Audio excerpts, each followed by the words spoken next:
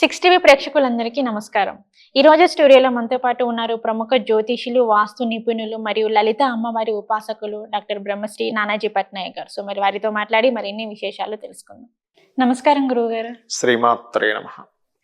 గురువుగారు, మనకి కొత్త సంవత్సరం వచ్చింది అంటే ఇంకా కరోనా స్టార్ట్ అవుతుంది. లాస్ట్ 2 ఇయర్స్ ఒకసారి చూసుకున్నట్లే మన కరోనా అనేది చాలా అతలాకుతలం చేసేసింది. చాలా మంది చనిపోయారు. సో ఎప్పుడైతే కొత్త సంవత్సరం అనేది వస్తుందో సో కరోనా అనేది కూడా అదే వేలో వస్తుంది. సో ఇప్పుడు చూసుకున్నట్లయితే మాత్రానికి కరోనా కూడా కేసెస్ అనేవి ఎక్కువ పెరుగుతున్నాయి. సో మరి ఈ సంవత్సరం ఏ విధంగా ఉండబోతుంది అంటారు, ఒకసారి తెలియచేయరా గురువుగారు? తప్పకుండా అమ్మా. ఫస్ట్ ఆఫ్ ఆల్ ఏంటంటే ఈ కరోనా అనేటువంటిది మనకు ఒక 4 ఏళ్ల క్రితం వచ్చింది. 2019 ఆ ప్రాంతంలో. ఎందుకు వచ్చింది ఏమిటి అంటే దీనికి కొన్ని ప్లానటరీ కాంబినేషన్స్ ఉంటాయి. ఎవ్రీ 100 years ఒకసారి ఇట్లాంటివి జరుగుతూ ఉంటాయి. ప్రతి 100 సంవత్సరాల వెనక్కి వెళ్ళినప్పుడల్లా మనకి అటువంటివి జరిగి తీవ్రమైనటువంటి జన నష్టం జరుగుతూ వస్తుంది. అందులో ఈ కరోనా కూడా వన్ ఆఫ్ ది. అయితే ఇది ఎప్పుడు ఎందుకు ఎలా జరుగుతాయి అంటే ఇది వచ్చినప్పుడు కాలసర్ప యోగం ఉండాలి. పర్టికులర్ గా కాలసర్ప దోషము అంటారు. అంటే కాలానికి సంబంధించిన విషయాలన్నీ కూడా కాలసర్పంలో, అంటే ఇది ఎట్లా అంటే వాడి పర్సనల్ చార్ట్ తో సంబంధం లేకుండా లోకంలో అంటే మనకి బయట జరిగేటువంటి విషయాలన్నీ కాలసర్ప దాంట్లో తీసుకోవాలి. ఓకే, సో మీరు 2019లో వచ్చినప్పుడు కనుక చూసుకున్నట్లయితే రాహుకి కేతువుకి అన్ని గ్రహాలకి మధ్యలో ఈ గ్రహాలన్నీ పడ్డాయి. ఓకే, మీరు గమనించినట్లయితే అప్పుడేమైంది, ఫస్ట్ వేవ్ అన్నారు, క్లియర్ అయింది అన్నట్టుగా చూపించింది. మళ్ళీ సెకండ్ వేవ్ వచ్చింది, మళ్ళీ క్లియర్ అయినట్టుగా అయింది. మళ్ళీ థర్డ్ వేవ్ వచ్చింది. అది వేరియంట్స్ మార్చుకుంటూ మధ్యలో రకరకాల పేర్లతో వచ్చింది, మళ్ళీ వెనక్కి వెళ్ళింది. కారణం ఏమిటి అంటే ఈ గ్రహాలన్నీ ఎప్పుడైతే రాహుకేతు మధ్యలోకి వస్తాయో వేవ్ పెరగడం, బయటికి రాగానే తగ్గడం. అప్పట్లో చూసినప్పుడు ఆ పర్టికులర్ డేట్స్ పరంగా ఇక్కడ ఈ మంత్ నుంచి తగ్గుతుంది అంటే ఆ మంత్ నుంచి తగ్గడం కనెక్ట్ అయింది. అయితే ఇక్కడ క్వశ్చన్ ఏంటంటే అప్పుడు ఒక 3-4 years బ్యాక్ ఏదైతే మనకి బాగా తీవ్రమైనటువంటి స్థితిలోకి వెళ్ళిపోయి అంత జన నష్టం కానీ అప్పుడు దాదాపుగా కొన్ని 45 రోజులు దాదాపుగా లాక్డౌన్స్ లో ఉండిపోవడం, బయటికి రాకుండా ఉండేటువంటి పరిస్థితి, ఎప్పుడో కొంతసేపు సడలిస్తే ఆ సమయంలో మాత్రం వెళ్ళి స్ప్రెడ్ అయిపోవడం, చాలా పడినటువంటి అంత ఇబ్బంది మాత్రం ఇప్పుడు రాదు. ఇది దాంతో పోల్చుకుంటే అంత అయితే రాదు. ఇది కొంత స్ప్రెడ్ అవుతుంటుంది, తగ్గుతుంది కూడా. అయితే ఇది ఈ విషయంలో ఎప్పటి వరకు మనం జాగ్రత్తగా ఉండాలి అనేటువంటిది చూసుకుంటే ఇది అసలు ఒరిజినల్ గా దీని యొక్క ప్రభావం ఇంకా ఫ్యూచర్ లో ఎంతవరకు ఉంది అంటే ఇంకొక 4 సంవత్సరాల వరకు ఉంటుందమ్మా దీని ప్రభావం అనేది. సో అప్పుడున్నటువంటి గ్రహస్థితిని కనుక మనం చూసుకున్నట్లయితే పర్టికులర్ గా ఏమవుతుందంటే అమ్మ, ఈ రవి మిగతా గ్రహాలన్నీ కూడా ఎప్పుడైతే బయటకు వస్తుంటాయో అక్కడ నుంచి మనకు తగ్గడం స్టార్ట్ అవుతూ ఉంటుంది. ఇప్పుడు JN1 అనేటువంటిది ప్రస్తుతం అయితే కొంత విస్తరిస్తూ వస్తుంది, పెరుగుతూ ఉన్నాయి, కేసెస్ పెరుగుతున్నాయి. ఫస్ట్ ఆఫ్ ఆల్ ఏంటంటే మనం ముఖ్యంగా గత అనుభవాలు మనకు చాలా ఉన్నాయి.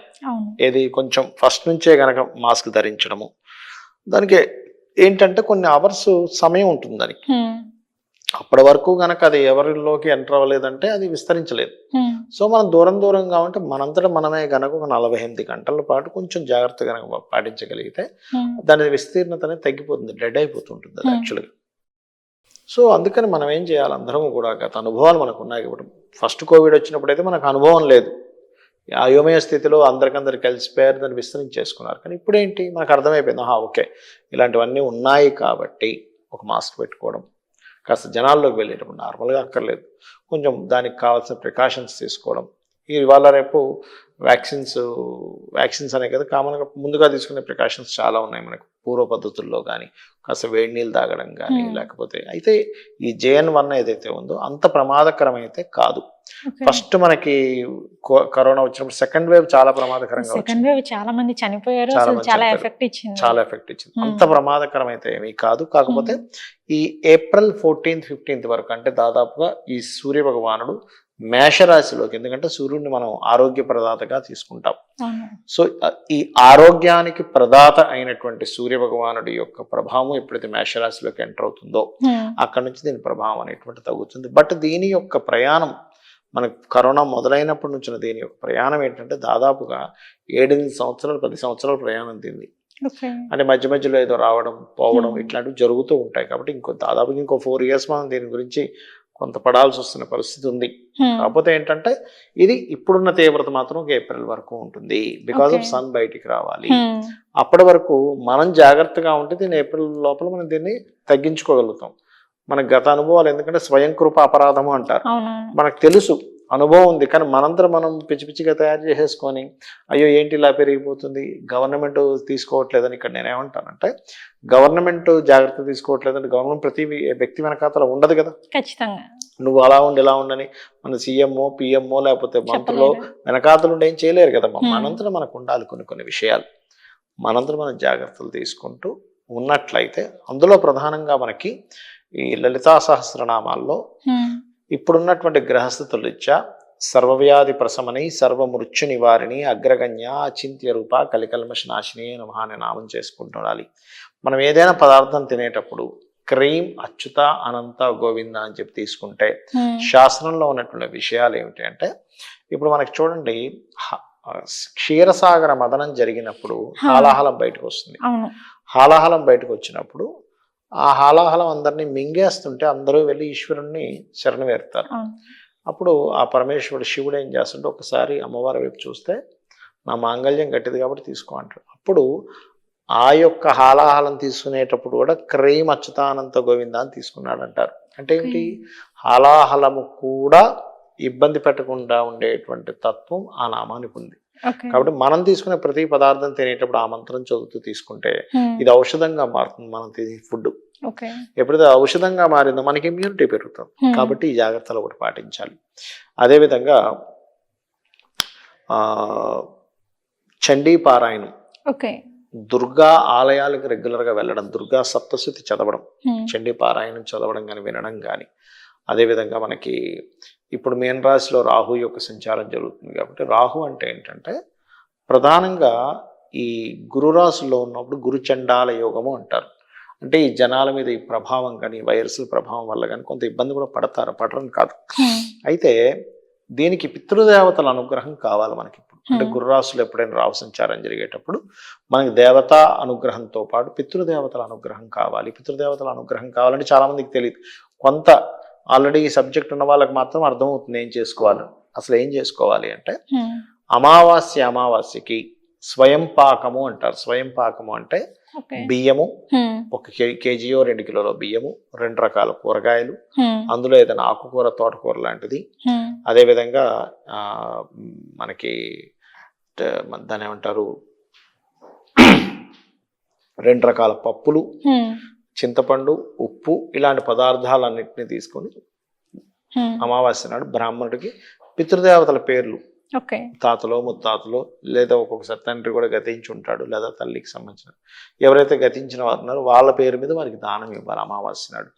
అప్పుడు ఏమవుతుందంటే మనకి దేవతల అనుగ్రహం ఉంటే ఏ రకంగా అయితే మనము రుణము, రోగము, శత్రుత్వాల నుంచి, కర్మ నుంచి బయటపడతామో, పితృదేవతల అనుగ్రహం ఉన్నప్పుడు కూడా ఇటువంటి విషయాల నుంచి బయటపడతాం. చాలా మందికి సంతానం కలగదు చూసారు. కొన్ని ఇళ్లలో సంతానం కలగకపోయినా వివాహాలు అవ్వట్లేదన్న పితృదేవతల అనుగ్రహం లేకపోవడం వల్ల జరుగుతుంటుంది. చాలా మంది అంటుంటారు ఏమంటే మేము చాలా పూజలు చేసామండి కానీ ఎందుకు అవ్వట్లేదు అంటారు. బికాజ్ ఆఫ్ మనకు ఓన్లీ దేవతా అనుగ్రహాన్ని మాత్రమే చేస్తుంటారు, కానీ పితృదేవత అనుగ్రహం కూడా ఉండాలని మనకు తెలియకపోవడం ఇటువంటివి జరుగుతుంటాయి. ఇవి చేయడం వల్ల ఏమవుతుందంటే ఒకటి ఇటువంటి రోగాల బారి నుంచి బయటపడడం కానీ, నెక్స్ట్ జనరేషన్స్కి ఒక మంచి అంటే వీళ్ళు చేయడం ద్వారా నెక్స్ట్ వచ్చే జనరేషన్కి కూడా ఆ యొక్క కర్మఫలం అనేటువంటిది దక్కుతుంది.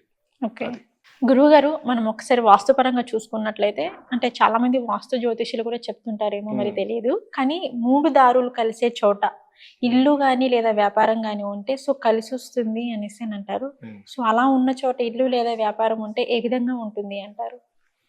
అంటే 3 అని కాదు 4 అని కాదు, ఎన్ని ఎక్కువ వేసి ఉంటే అంత బాగా కలిసి వస్తుంది. 4 రోడ్స్ ఉండేవి కూడా ఉంటాయి కొన్ని. చాలా రేర్ గా ఉంటుంది 4 రోడ్స్ అనేటువంటిది. చాలా అంటే చాలా రేరు, చాలా రేరు. 2 ఉండడం 1 ఈజ్ కామన్ అందరికి.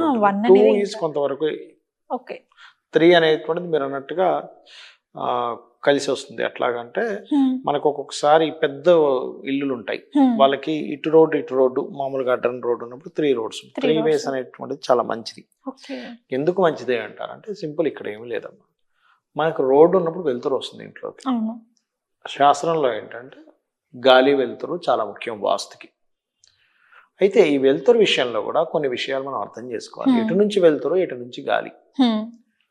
వెలుతురు ఎటుంటే మంచిదని శాస్త్రంలో చెప్పబడింది. అందరూ వెలుతురు ఉండాలంటే అన్నిటికీ వెలుతురు మంచిది కాదు కదా. అంటే ఏదో ఒక వైపు నుంచి వెలుతురు ఉండాలి అంటే ఎలా అంటే చెప్తాను చూడండి. ఖర్చు పెట్టడం ఇప్పుడు చెప్తాను చూడండి. దానం చేయడం మంచిది అన్నాం. అవును.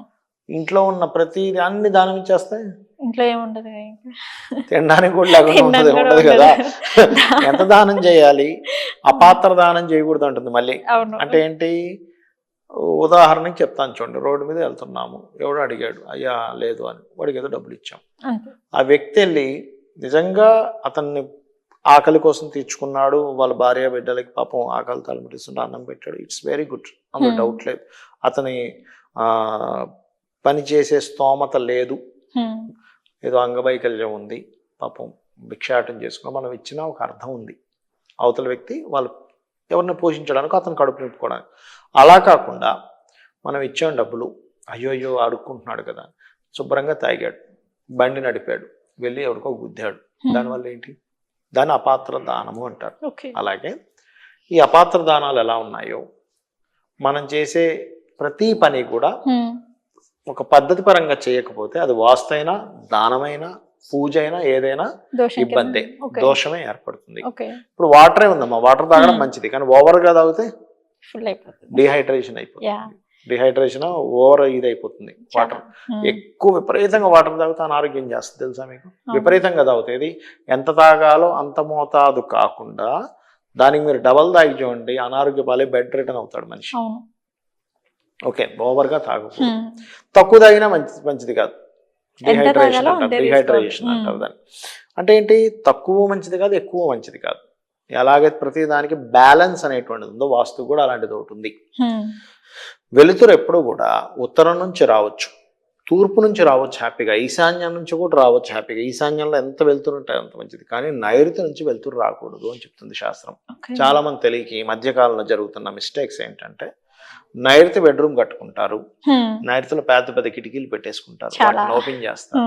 అది ఏమవుతుంది అంటే, నైరుతి ఉన్నటువంటి లక్షణం ఏమిటి అసలు? శాస్త్రంలో నైరుతిలో ఉండేటువంటి దేవతా స్వరూపాలు ఏం చెప్పారు? ఇది శక్తి చక్రము అంటారు. ఇందులో పర్టికులర్ గా మనకి ఏ దేవతలు ఎక్కడ ఉన్నారు, ఏ పదం ఎక్కడ పడింది, ఏ జోన్ ఏమిటి, ఏ దిక్కుకి ఎవరు అధిదేవత, అధిష్టాన దేవతలు ఎవరు, గ్రహ దేవతలు ఎవరు, వారు ఏమేం పనులు చేస్తారు, పితృదేవతలు ఉండే స్థానం నైరుతి. ఆ నైరుతి ఎప్పుడు కూడా చీకటిగా ఉండాలి. మనకి పూర్వం గనక చూసుకుంటే పాత పద్ధతుల్లో నైరుతిలో ఒక చీకటి గది కట్టేవారు ప్రత్యేకంగా. అంటే చీకటిగా ఉండేది అది. అది కడితే చీకటిగా ఉంటే మంచిది. ఇప్పుడు మనకు అపార్ట్మెంట్ కల్చర్ వచ్చింది. ఇప్పుడు మనం ప్రత్యేకంగా గది ఎక్కడ కట్టుకుంటాం? మాస్టర్ బెడ్రూమ్ పెట్టుకుంటున్నాం. నైరుతిలో పెట్టుకున్నప్పుడు అది వీలైనంత మట్టుకు కొంచెం లైట్లు అవి కొంచెం ఎక్కువగా వేయకుండా కొంచెం చీకటిగా ఉండేలాగా, ఒకవేళ కిటికీ ఉన్నా కొంచెం కర్టన్స్ వేసి ఉంచాలి. ఇప్పుడు ఆల్రెడీ కిటికీలు ఉన్నాయండి, ఇప్పుడు ఏం చేయాలని అడుగుతుంటారు చాలా మంది. ఇప్పుడు ఈ ఇంటర్వ్యూ చూసాక కూడా నేనేం చెప్తానంటే, నైరుతిలో ఉండే గది కిటికీలు ఏవైతే ఉంటాయో కొంచెం క్లోజ్ చేసి ఉంచండి. కిటికీ ఎప్పుడో ఒకసారి కొంచెం వెళ్తురు వచ్చేలా చూసుకోండి, కానీ విపరీతంగా వెళ్తురు అనేటువంటి నైరుతిలోకి ఎంటర్ అవ్వకూడదు, గుర్తుపెట్టుకోండి. ఇది రూల్. మీరు నైరుతిలో కనుక ఎక్కువ వెళ్తురు ఎంటర్ అవుతూ ఉంటే అనారోగ్య పాలవుతారు, గుర్తుపెట్టుకోండి. ఎందుకు అంటే ఇక్కడ చూడండి, నైరుతి ప్రదేశం ఏదైతే ఉందో అక్కడ ఉండాల్సిన ఏం చెప్పారు? చాలా మంది మాస్టర్ బెడ్రూమ్స్ కట్టుకుంటారు, కానీ మాస్టర్ బెడ్రూమ్ ఎక్కడా చెప్పలేదు శాస్త్రంలో.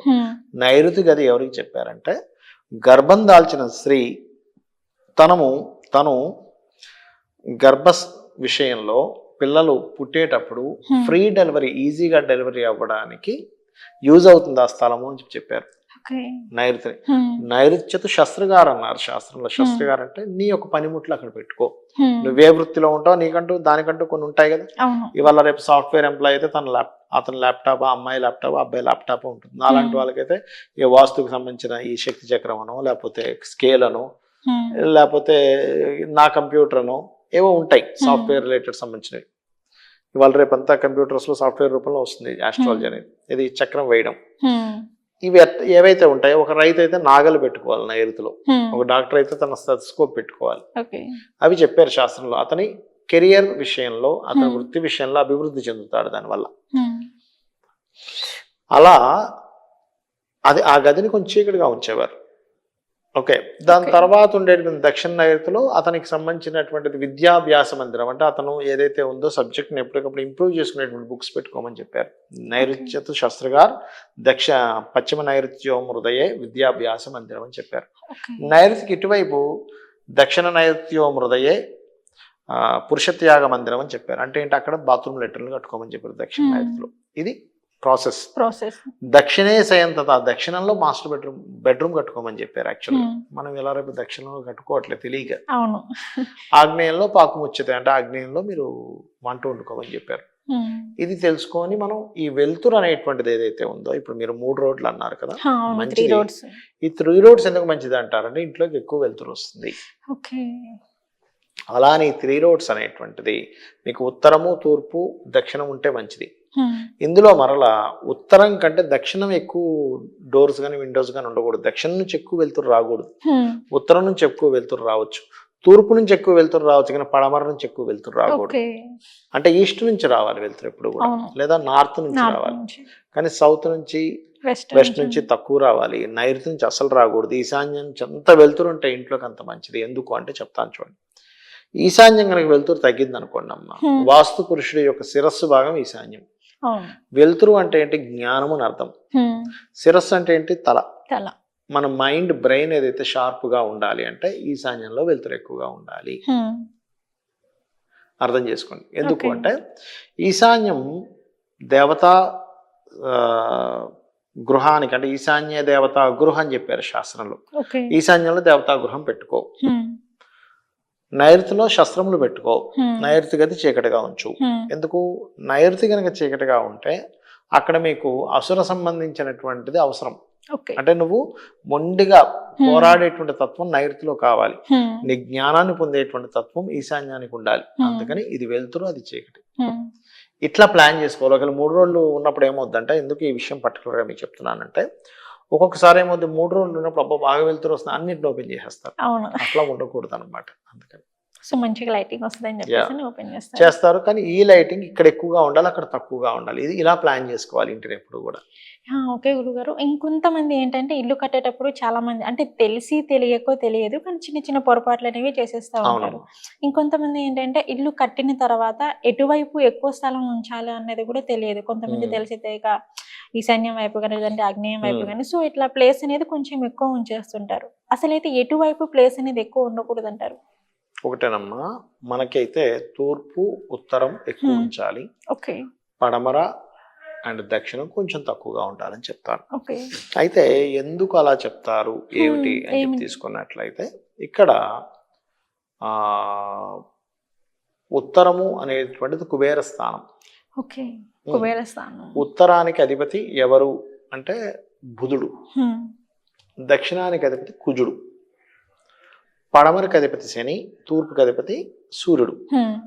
ఇప్పుడు చూడండి, ఈ ఉత్తరం అధిపతి బుధుడైనందుకు, బుధుడు అంటే ఏంటి, బుద్ధి. ఉత్తరం ఎక్కువ ఉండాలి, దక్షిణం తక్కువ ఉండాలి. దక్షిణానికి అధిపతి ఎవరు, కుజుడు. కుజుడు అంటే ఏంటి, కోపము, ఆవేశం, ఈ కారకుడు. మీరు ఒకటే చెప్తాను చూడండి, మీకు కోపము, ఆవేశం ఎక్కువ ఉండాలా, ఆలోచన ఎక్కువ ఉండాలా?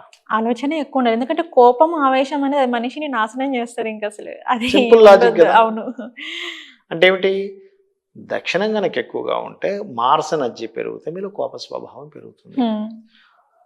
తన కోపమే తన శత్రువు, తన శాంతమే తనకు రక్ష. మీకు బుద్ధి కనుక కరెక్ట్ పనిచేస్తుంది అనుకోండి, ఆవేశపడరు, ఆలోచిస్తారు, నిర్ణయం ప్రశాంతంగా తీసుకుంటారు. దానివల్ల మీకు కలిగేటువంటి ఫలితం కూడా అదే విధంగా ఉంటుంది.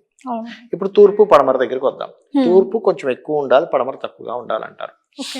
తూర్పుకి అధిపతి ఎవరంటే రవి, సూర్య భగవానుడు. పరమతకి శని.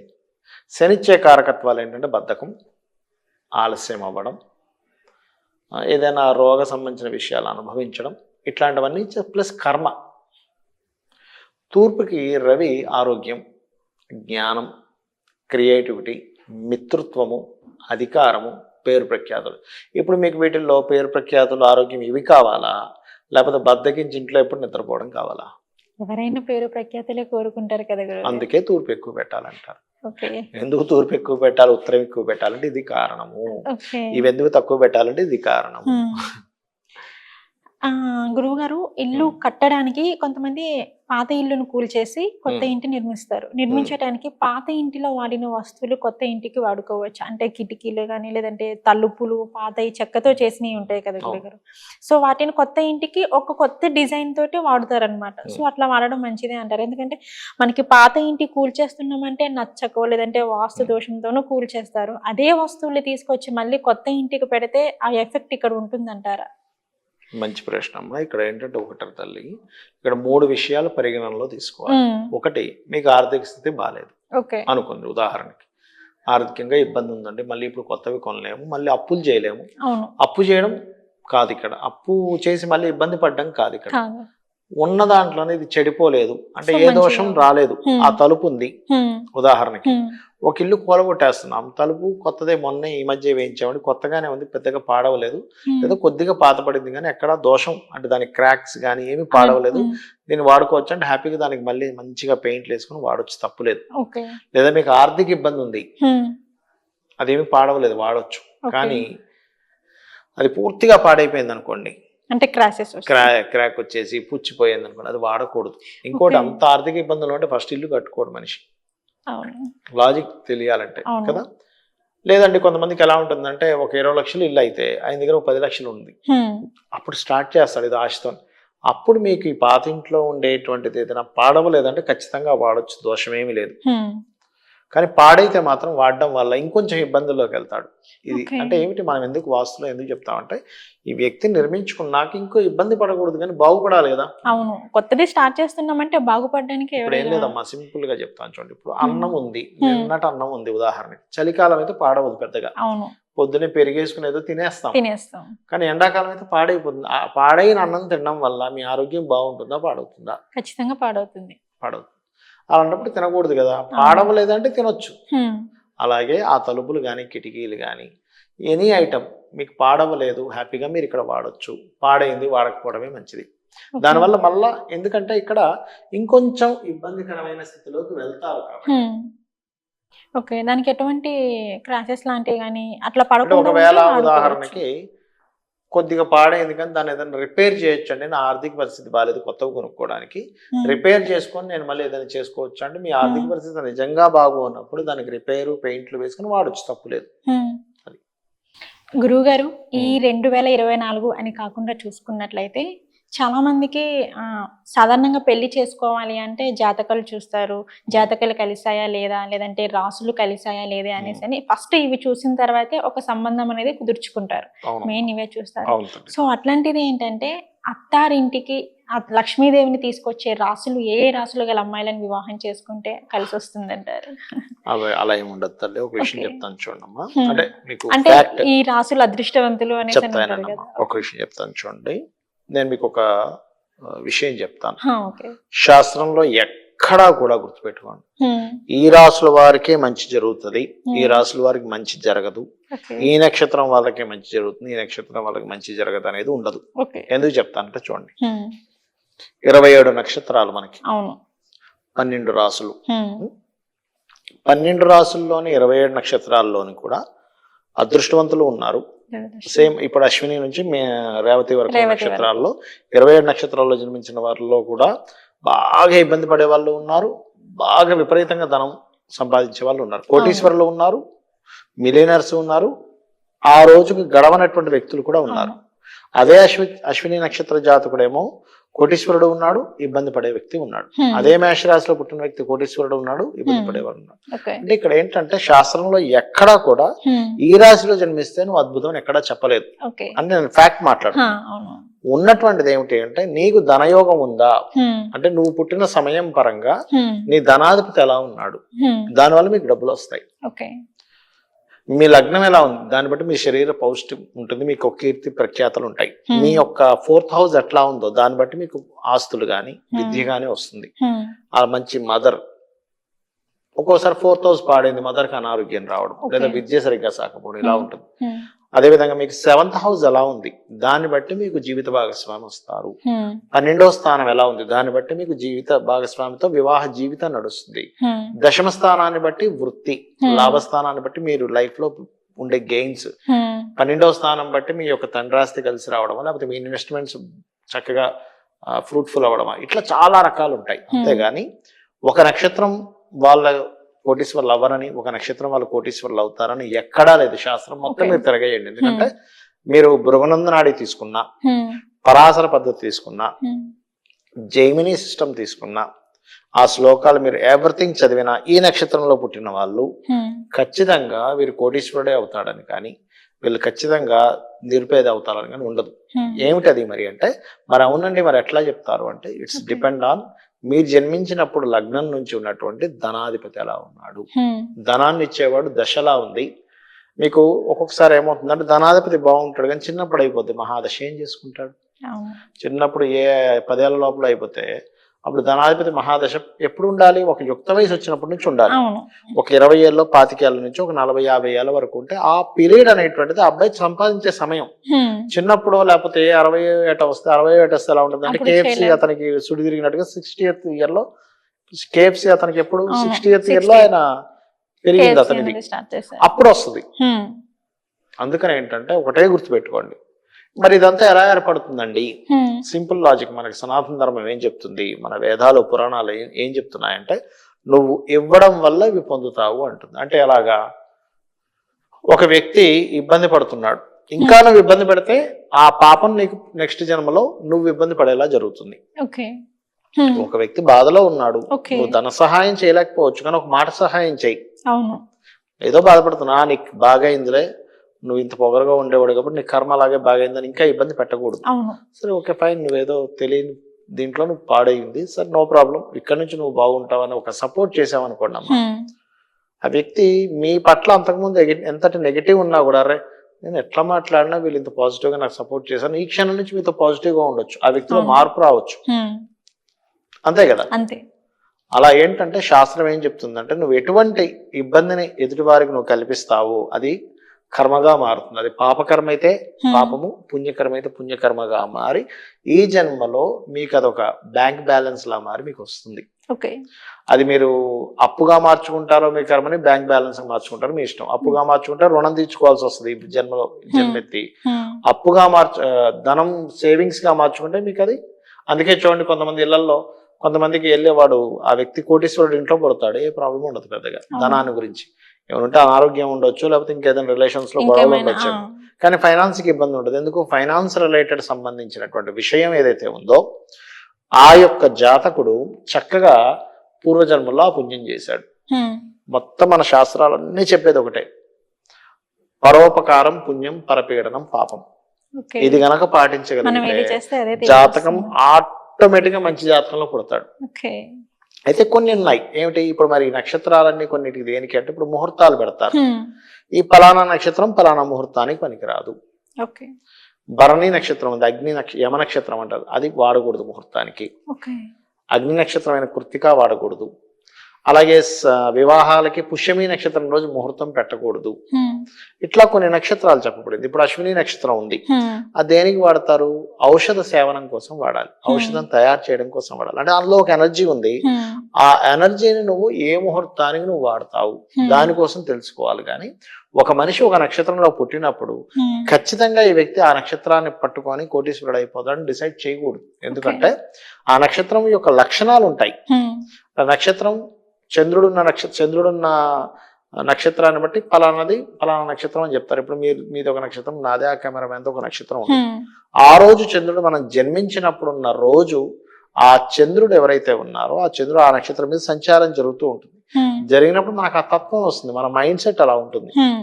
ఇప్పుడు ఉదాహరణకి నా శుక్ర నక్షత్రము, నాకు కొంచెం ఆర్టిస్టిక్ నేచర్ ఉంటుంది, చిన్నప్పటి నుంచి బొమ్మలు గీసుకోవడం కానీ ఆర్ట్ రిలేటెడ్ గా క్రియేటివ్ రిలేటెడ్ ఆలోచనలు ఉంటాయి నాకు. మీది ఒక నక్షత్రం, మీ నక్షత్రం ఒక రవి నక్షత్రం ఏదో అనుకోండి, కొంచెం డిగ్నిఫైడ్ నేచర్ ఉంటుంది. ఆ కెమెరామ్యాన్ ఉదాహరణకి ఒక బుధ నక్షత్రం అనుకోండి, ఎంతసేపు టెక్నికల్ రిలేటెడ్ వర్క్ మీద ఇంట్రెస్ట్ ఉంటుంది, లేదా వాగ్దాటి మీద ఇంట్రెస్ట్ ఉంటుంది. సో నక్షత్రం ఏం చెప్తుందంటే మీ యొక్క ఆలోచన విధానాన్ని చెప్తుంది. మీరు జన్మించినప్పటి నుంచి దశలు కట్టడానికి ఒక క్యాలిక్యులేషన్ ఇస్తుంది నక్షత్రం అనేది. అంతేగాని కేవలం ఒక్క నక్షత్రాన్ని పట్టుకొని చెప్పకూడదు. కొన్ని విషయాలు వస్తాయి, ఎట్లాగా పుష్యమి నక్షత్రంలో పుట్టామనుకోండి, కొంచెం వివాహ సంబంధించిన విషయంలో స్ట్రెస్ ఎక్కువగా ఉంటుంది. కొన్నిటి వరకే పరిమితం గానీ నక్షత్రం బేస్ చేసుకొని అన్నిటిని కంప్లీట్ గా డిసైడ్ చేయలేము. దశలు కట్టడానికి తీసుకోవాలి నక్షత్రాన్ని. మనిషి యొక్క ఆలోచన విధానాన్ని చెప్పడానికి తీసుకోవాలి నక్షత్రాన్ని, తల్లిగారి యొక్క స్థితిని తెలుసుకోవడానికి తీసుకోవాలి నక్షత్రాన్ని, నిద్రా అవస్థను చెప్పడానికి తీసుకోవాలి నక్షత్రాన్ని. కానీ ఈ నక్షత్ర జాతకులు ఖచ్చితంగా ఈ నక్షత్ర జాతకులను చేసుకుంటే పూర్తిగా కోటీశ్వరుడు అయిపోతాడని కానీ ఇంకా అసలు తిరుగులేదని కానీ ఇలాంటి పిచ్చి పిచ్చి మాటలు ఎక్కడా శాస్త్రంలో లేవు. ఎందుకంటే ఫ్యాక్ట్స్ మాట్లాడుకోవాలి. ఏమున్నాయి శాస్త్రంలో అంటే చాలా స్పష్టంగా చెప్పింది ఏంటంటే నీకు ఒక మంచి భార్య కానీ భర్త కానీ రావాలంటే నువ్వు పూర్వ జన్మలో చేసుకున్న పుణ్యం. మంచి భార్య వచ్చింది, భార్యని ఇంకా బాగా చూసుకున్నావు, నెక్స్ట్ జన్మలో కూడా మంచి భార్య వస్తుంది ఆ కర్మ వల్ల. ఇక్కడ భగవంతుడు కానీ కాదు, ఈ భగవంతుడు తయారు చేసిన ఒక సాఫ్ట్వేర్, ఒక కర్మ అనే ఒక సాఫ్ట్వేర్ ని తయారు చేశాడు. ఆ కర్మ ఏం చేస్తుంది అంటే నువ్వు ఇక్కడ చేసిన మంచి కర్మ వల్ల నీకు నెక్స్ట్ వస్తుంది. అంటే ఎలాగంటే సింపుల్ ఎగ్జాంపుల్ చెప్తాను చూడండి. 10th క్లాస్ లో ఒక మంచి మార్క్స్ తో బాగా చదివి అబ్బాయి రాశాడు, ఫస్ట్ ర్యాంక్ వచ్చాడు. ఇప్పుడు కాలేజెస్ ఏం చేస్తాయి, స్టేట్ ఫస్ట్ వస్తే మేము ఎదురు డబ్బులు ఇచ్చి తీసుకుంటామండి అంటాయి. ఈ అబ్బాయి ఏమి అవసరం లేదు, మేము ఇంకా ఉల్టా డబ్బులు ఇస్తాం మా కాలేజీలో జాయిన్ అవ్వండి, ఎందుకంటే మెరిట్ స్టూడెంట్ వాళ్ళ కాలేజీలోకి వెళ్తే మంచిది కదా. అలాగే వీళ్ళు ఎంత పుణ్యం చేసుకుంటే అటువంటి పుణ్య సంబంధమైనటువంటి నెక్స్ట్ జన్మలో కలుగుతుంది. భార్యని భర్తని స్త్రీ గాని పురుషుడు గాని ఇబ్బంది పెట్టకుండా ఉంటే అది నెక్స్ట్ జన్మకి మంచి మంచి భార్య మంచి భర్త. ఎవ్రీథింగ్ అంతా ఒకటి భూములు లాక్కున్నాము, ఈ జన్మలో మన భూమి ఇంకోటి లాక్కుంటాడు. కర్మ ఆ రూపంలో వస్తుంది. సిస్టమ్ అంటే మన చేతుల్లో మన జాతకం ఉంది. పూర్వజన్మలో చేసుకున్న కర్మలే మన చేతుల్లో మనం తయారు చేసుకుంటున్నాం. ఇది ముందు అర్థం చేసుకోవాలి. కానీ ఏదో దేవుణ్ణి దూషించడం, నాకేమి ఇవ్వట్లేదని ఏడవడం, దేవుడు అన్న ఇలాగే చేస్తున్నాడు అనుకోవడం, మంచోళ్ళకి మంచి చేయడు, అన్యాయంగా ఉండే వాళ్ళకి దేవుడు మంచి చేస్తాడని పిచ్చి పిచ్చి మాటలు మాట్లాడడం కాదు. గురువుగారు, మనకి ఈ సంవత్సరం 2024 అలాగే జనవరి 22వ తారీఖు ఒకసారి మనం చూసుకున్నట్లయితే అయోధ్య రామ మందిరం అనేది ప్రారంభోత్సవం అవుతుంది మన ప్రధానమంత్రి మోడీ గారి చేతుల మీదుగా. సో దానిపైన మీ అభిప్రాయం ఏంటి, అసలు ఎలా ఉండబోతుంది? అంటే ఒకటేనమ్మా, నేను ఆల్రెడీ మొన్న ఒక ఛానల్లో కూడా నేను ఈ విషయాన్ని ప్రస్తావించాను. ఎందుకు అంటున్నా అంటే మాట, మీరేమో 12:45 అంటున్నారు సమయం, అంటే మాక్సిమం 12:45 అనౌన్స్మెంట్ చేశారు. ఈవినింగ్ 5 o'clock కి దీపాలు అనేది వెలిగించేది ఉంటుంది అనేసి. అదే అయితే 12:45 అయితే ఏమవుతుందంటే అమ్మా 12:44 వరకు లగ్నం మేష లగ్నం ఉంటుంది, 12:45 కి వృషభ లగ్నం వస్తుంది. 12:44 లోపల అయితేనేమో మేషలగ్నమై అక్కడ ప్లస్ ఉంది మైనస్ ఉంది. ఏమిటది అంటే ప్లస్ ఏమిటి, పాజిటివ్స్ ఏమిటి ఆ ముహూర్తానికి అంటే మనకి లగ్నంలో గురువు ఉన్నాడు, సహజంగా చూసుకుంటే గురువు ఉన్నాడు, సో దట్స్ గుడ్ అనుకుంటాం.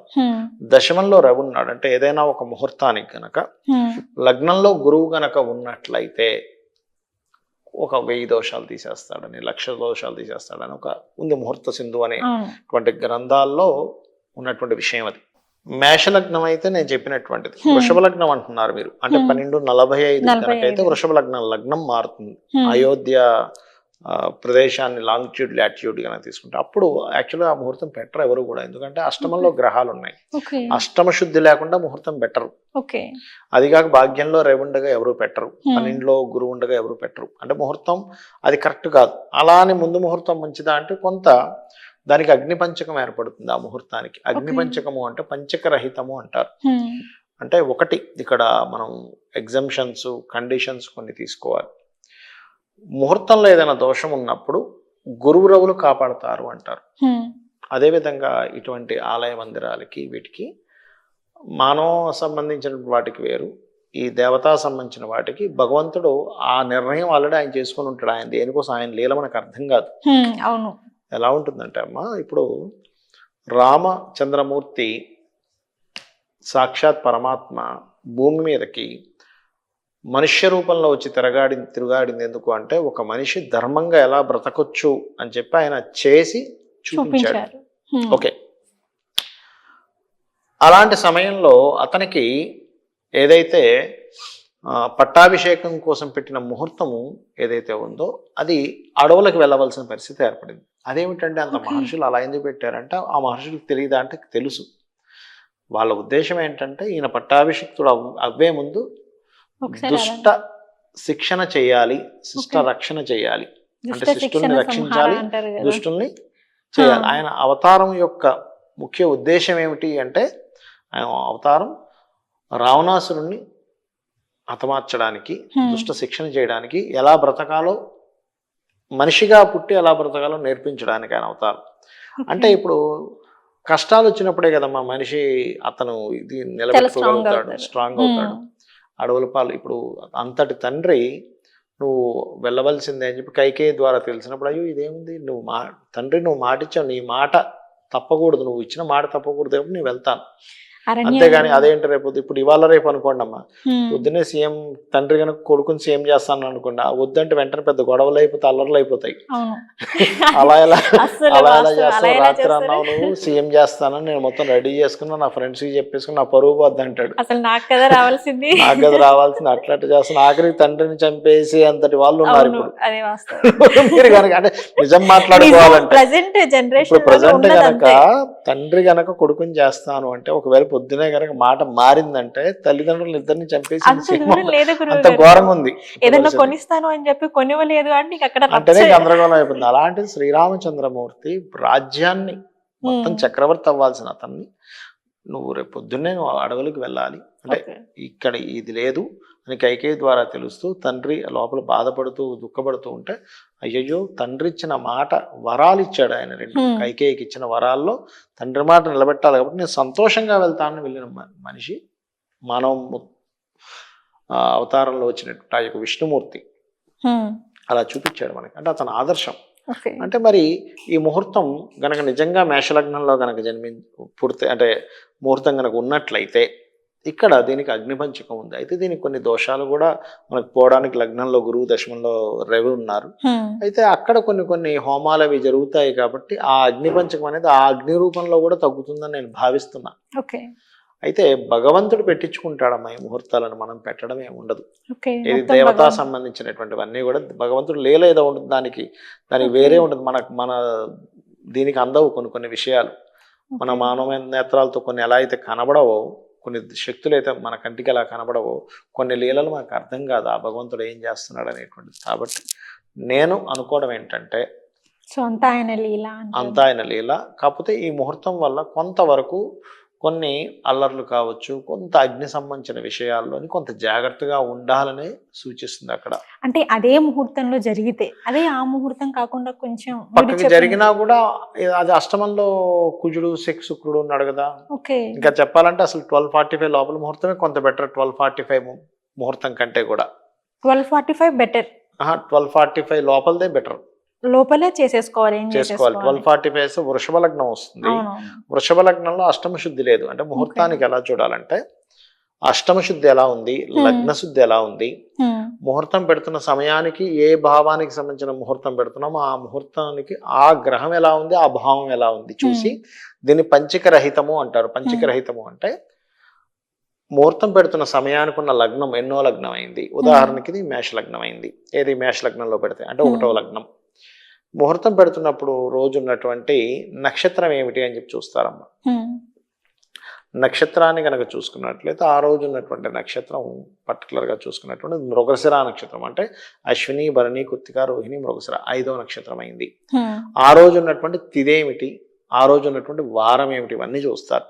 వీటన్నిటిని కూడితే మనకి 0 కానీ 3 కానీ 5 కానీ 7 కానీ ఇలా రావాలి. అంతేగాని 1 కానీ అదేవిధంగా 2 కానీ 4 కానీ ఇట్లా కొన్ని రాకూడదు. రాకూడదు అనేటువంటివి కనుక వస్తే దాన్ని అగ్నిపంచకం అని, మృత్యు పంచకం అని. మనం లాస్ట్ టైం బీఆర్ఎస్ పార్టీ పెట్టేటప్పుడు కూడా ఒక వీడియో చేసాం. ఇది మృత్యు పంచకంలో పెట్టారు బీఆర్ఎస్ అనే పేరు, ఇది పనికిరాదు అని చెప్పుకున్నాం ఆ రోజు. మృత్యు పంచకంలో వచ్చిందండి, ఇది ఎఫెక్ట్ ఇస్తుంది అని చెప్పుకున్నాము. ఆ పేరులో బలం లేకపోవడం వల్ల పార్టీ ఓడిపోయే ఛాన్సెస్ ఉందని కూడా మనం అనుకున్నాం. జరిగింది. అంటే ఏమిటి, ఇక్కడ ముహూర్తానికి ఆ పేరుకి బలం ఉంటుందమ్మా. ఇంకోటి చాలా మందికి, అంటే ఇప్పుడు సందర్భం వచ్చింది కాబట్టి చెప్తున్నాను, చాలా మంది నక్షత్రం బట్టే పేరు పెట్టుకోవాలనుకుంటారు. అసలు నక్షత్రం బట్టి ఖచ్చితంగా పేరు పెట్టుకోవాలని రైలు, దాన్ని నక్షత్ర నామము అంటారు. వ్యవహారిక నామము, నక్షత్ర నామము 2 పేర్లు పెట్టాలి ప్రతి మనిషికి కూడా. అంటే అలాగా నక్షత్రం పరంగా ఒక పేరు, వ్యావహారికంగా ఒక పేరు ఉంటుంది. అది ఎలా పెట్టాలి అంటే మీ యొక్క జన్మ జాతకంలో ఏ ప్లానెట్ బలంగా ఉందో చూసి ఆ ప్లానెట్ తగ్గట్టుగా పేరు పెట్టుకోవాలి.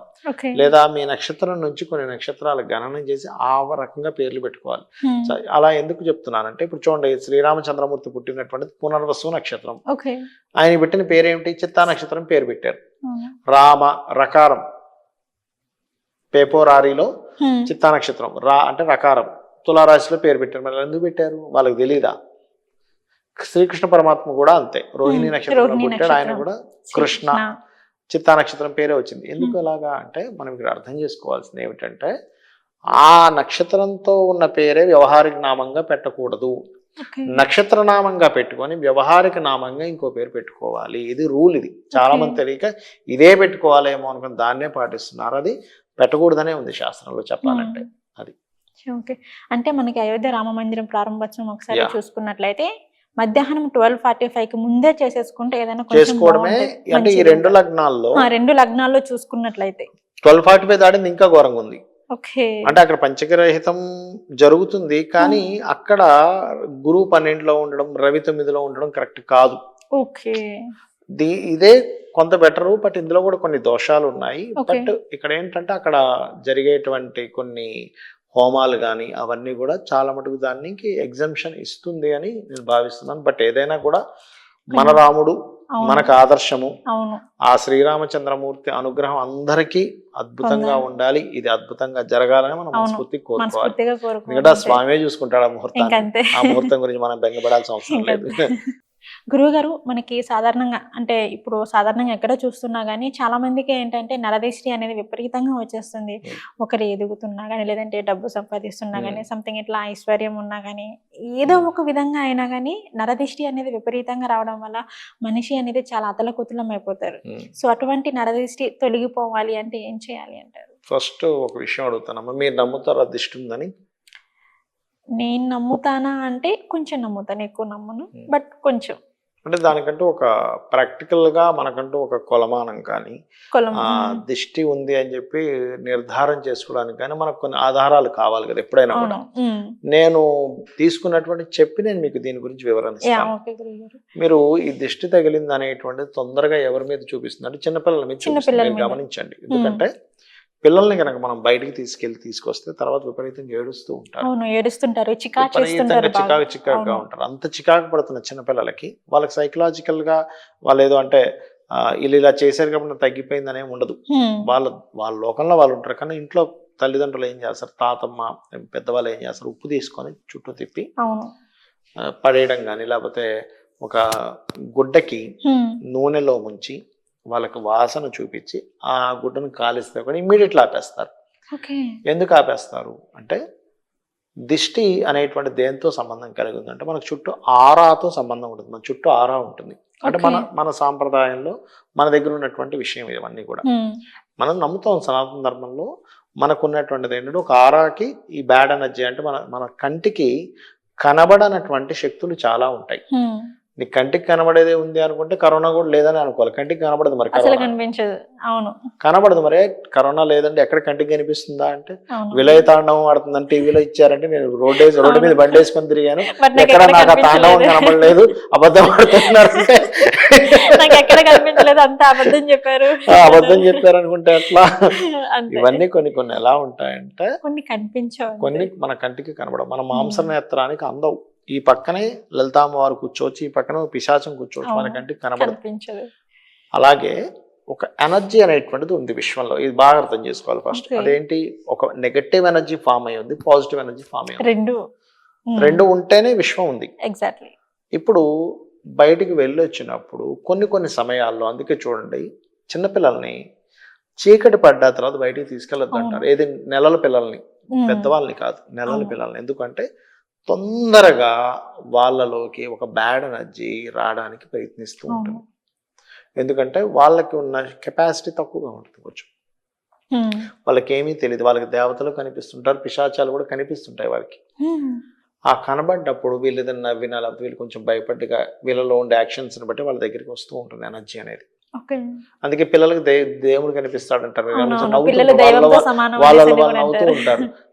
ఎందుకు నవ్వుతున్నారా అని చెప్పి చూస్తే వాళ్ళకి కనిపిస్తుంటాడు భగవంతుడు. ఆ ఎనర్జీస్ కనిపిస్తుంటాయి. భగవంతుడు అంటే ఒక పాజిటివ్ ఎనర్జీ, ఆ నెగిటివ్ ఎనర్జీస్ కనిపిస్తుంటాయి.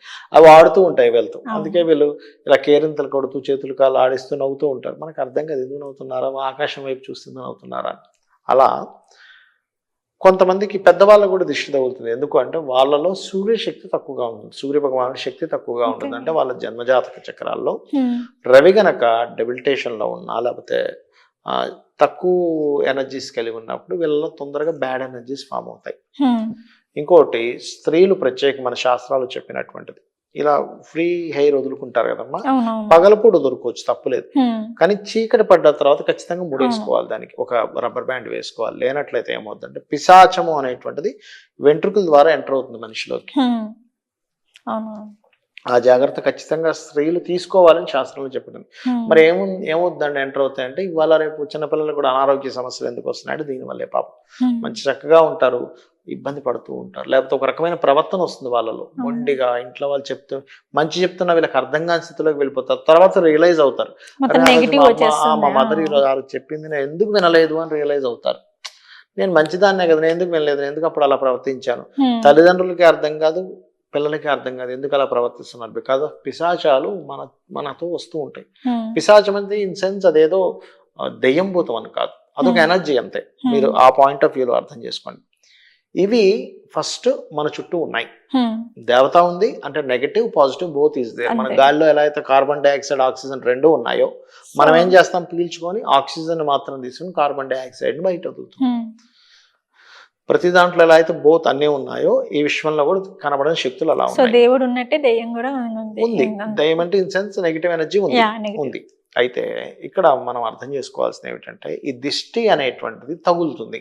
ఎట్లాగా, మన చుట్టూ మనకి తెలియకుండానే నెగటివ్ ఎనర్జీస్ ఎలాగ ఉన్నాయో, నెగటివ్ థాట్స్ ఉన్న పీపుల్ కూడా ఉన్నారు. పాజిటివ్ థాట్స్ ఉన్న పీపుల్ ఉన్నారు, నెగటివ్ థాట్స్ ఉన్న పీపుల్ ఉన్నారు. ఈ నెగటివ్ థాట్స్ ఉన్న పీపుల్ యొక్క దిష్టిగా మారుతుంది. దృష్టి పడడం. అందుకే పెద్దవాళ్ళు మీరు గమనించినట్లయితే, ఇప్పుడంటే మనం చాలా విచ్చలవిడిగా ఇలా కొనుక్కొని వస్తున్నాం షాప్కి వెళ్ళి. ఏదైనా ఒక షాప్కి వెళ్ళి కొనుక్కొస్తే దాని కొంగుచాటు జాగ్రత్త పెట్టుకుని తీసుకొచ్చేవారు. అరే ఓ బ్యాగ్ తీసుకెళ్ళరా అనేవారు, ఎందుకంటే అది పడుతుంది అని. అది పర్టికులర్గా ఏంటంటే, అది ఉందా లేదా అంటే ఖచ్చితంగా ఉంది. ఎందుకంటే మనకి చిన్నపిల్లల విషయంలో మనకు అర్థమైపోతుంది, దిష్టి తీయగానే నార్మల్ అయిపోతున్నారు.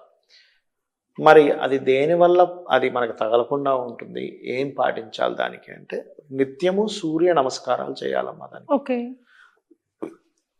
నమస్కారాలు నాకు రావు, ఆదిత్య హృదయం చదవడం రాదు అనుకుందాం. ఏ ఇంగ్లీష్ మీడియం చదివాడో, లేకపోతే అతను చదువుకోలేదో, నోరు తిరగదు అనుకోండి. చక్కగా యూట్యూబ్ ఉంది, వాళ్ళ యూట్యూబ్లో ఆదిత్య హృదయం స్టార్ట్ చేసి 2 చేతులు జోడించి ఇలా పెట్టుకొని మనస్ఫూర్తిగా ఉన్నా చాలు. లేదు ఇవేమీ రావు, నా దగ్గర ఫోను లేదు ఏమీ లేదు అనుకున్నాను, సూర్య భగవాను ఇలా దండం పెట్టుకుంటే మనస్ఫూర్తిగా చాలమ్మా. లేదండి నేను 12 పోస్టర్స్ చేయగలను, ఇంకా ఆరోగ్యానికి ఆరోగ్యం, సూర్య భగవాను యొక్క అనుగ్రహం కలిగితే రుణము రోగము శత్రుత్వాలు ఉండవంట, ఇవి కలుగుతాయి. ఇదొకటి చేయాలి. ఇంకోటి ఏంటంటే, ఎవరికైనా ఇలా ఉంది అంటే దాని అర్థం ఏమిటంటే, నెగిటివ్ ఫోర్సెస్ ఎక్కువగా రావడానికి వాళ్ళ బాడీ వాళ్ళ ఆత్మ దానికి యాక్సెస్ ఇస్తుంది. కొంతమందికి దెయ్యాలు పెట్టాయి అంటారు చూసారు, అదేమిటంటే ఒక నెగటివ్ ఎనర్జీ లోపలికి వచ్చింది, ఒక ఆత్మ లోపలికి ప్రవేశించింది. అంటే ఎందుకు ప్రవేశిస్తాయి ఇవి అంటే, ఇప్పుడు ఒక మనిషి గతించిన తర్వాత వాళ్ళ ఇంట్లో వాళ్ళు మన సనాతన ధర్మంలో మన శాస్త్రాల్లో చెప్పిన పద్ధతి పరంగా గనక వాళ్ళకి పెట్టిన ప్రధానాలు చేయనప్పుడు ఒక మనిషి జన్మిస్తాడు కదా. మీరు ఆ నలుగురు సినిమా చూసారా? ఆ నలుగురు అనేటువంటి మూవీలో అది అందరి దగ్గర వచ్చి మాట్లాడదామని చూస్తుంటాడు రాజేంద్ర ప్రసాద్, ఎవరికి వినబడదు. ఇది చాలా స్పష్టంగా గరుడ పురాణంలో చెప్పబడింది. ఒక వ్యక్తి మరణించినప్పుడు ఇంత ఉంటాడమ్మా, బొటనవేలు ప్రమాణం ఉంటాడు అని చెప్పబడింది. బొటనవేలు ప్రమాణం ఉన్నటువంటి ఆ యొక్క ఆత్మని, గరుడ పురాణంలో ఉన్నటువంటి విషయాలు ఇవన్నీ నా సొంత కవిత్వాలు కావు, ఆత్మని ఇద్దరు మన యమభటులు తీసుకెళ్తారు. యమపురాణం తీసుకెళ్ళి 2 గడియల సమయంలో మళ్ళీ తీసుకొస్తారు. ఇదే ఇంట్లో అంటే ఎక్కడైతే మరణించాడో, ఎక్కడైతే వాళ్ళ పరివారం మొత్తం వాళ్ళ కుటుంబ సభ్యులు ఉన్నారో 11 days ఇక్కడే ఉంటాడు, తిరుగుతూ ఉంటాడు, మాట్లాడదామని ట్రై చేస్తారు. ఎవరికి వాడి వినబడదు. మీ ముత్తాత తాత ఎవరో మీతో కూడా మాట్లాడడానికి ట్రై చేస్తుంటారు, ఈ క్షణంలో కూడా మీకు వినబడకపోవచ్చు, చెప్తున్నాను చూడండి. అలా ఎవరికి వినబడదు అది.